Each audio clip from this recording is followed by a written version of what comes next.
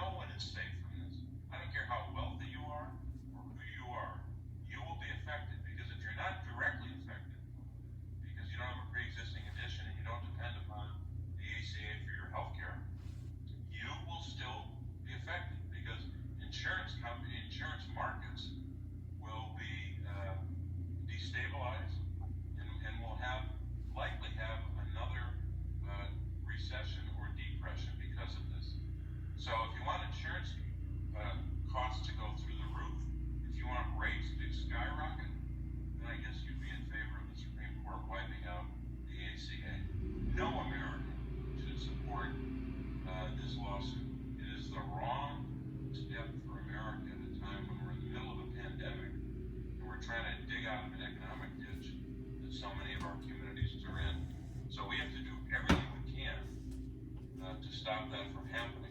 Step one in that, at least for the near term, is to make sure that this nomination is not successful, because at least in that case we'll have a fighting chance, not a guarantee, but a fighting chance to preserve the Patient Protection and Affordable Care Act.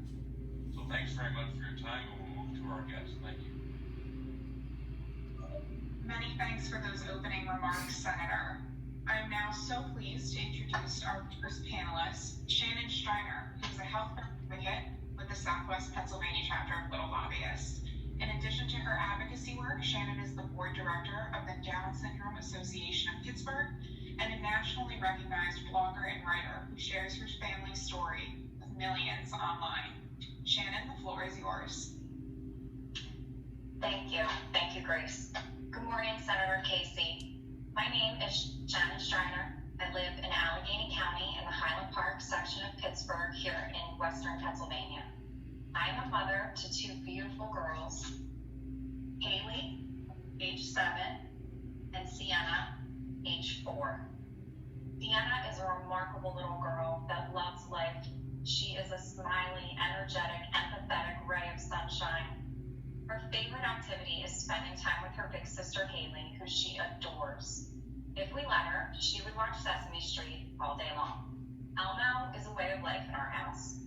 She loves music, books, therapy, and playing outside.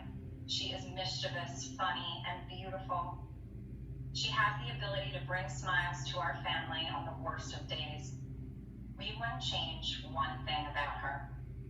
She also happens to have an extra copy of her 21st chromosome, also known as trisomy 21, or Down syndrome. Sienna's diagnosis came as a surprise to us. After enduring 4 miscarriages, she was our miracle baby. Our miracle baby surprised us on the day of her birth with her diagnosis and a heart condition. We were completely unprepared to raise a child with a disability.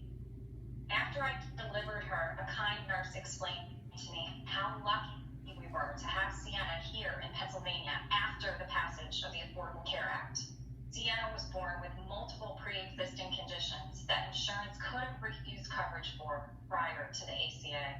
The nurse also explained that as a disabled child in Pennsylvania, Sienna qualifies for Medicaid, which is very much in danger of losing significant funding if the ACA were repealed. At the time, in the fog of Sienna's diagnosis, I didn't realize the significance of that conversation with the nurse. Over time, the depth of her words revealed themselves. As I entered this new world of early intervention, therapies, and medical needs, I began to realize just how much of a financial toll this would take on our family if it weren't for the protections of the ACA and Medicaid. Custom orthotics, outpatient weekly therapies, overnight hospital stays, adaptive strollers, walkers, safety sleepers, echocardiograms, communication devices, blood work, medical tests, the list goes on. And one after the other, I opened the EOB statements. And when I saw the hard costs of all these services we needed, I was shocked. Sienna received 7 weekly therapies. The costs of those alone are $3,400 per week. Without the ACA, her therapies and medical care would have quickly exceeded the lifetime cap, and Sienna would be uninsurable for the rest of her life and left without access to life-saving care. Certainly, there's room for improvement in the ACA, which is why we are fortunate to have Medicaid helping with the significant additional expenses not covered by private insurance. Without it, we could never afford it all, and she would suffer in the long run. We'd be forced to make tough decisions like what's more important, eating safely, communicating clearly, or keeping a roof over our house. I am proud to be Sienna's mom.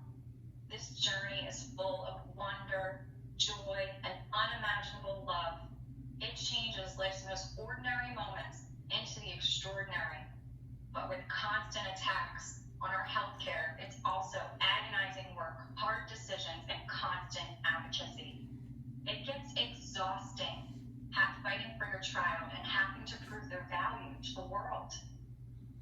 I want to personally thank you, Senator Casey, for your efforts in advocating for our families.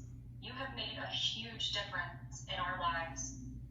When I see President Trump trying to repeal the ACA and take services and medical care away from our community, it breaks my heart. Once again, we as parents are forced to suit up for battle and prove that our children are worthy of health care. Healthcare is a right. Not every parent of a child with disabilities has the endless resources that Judge Amy Coney Barrett seems to.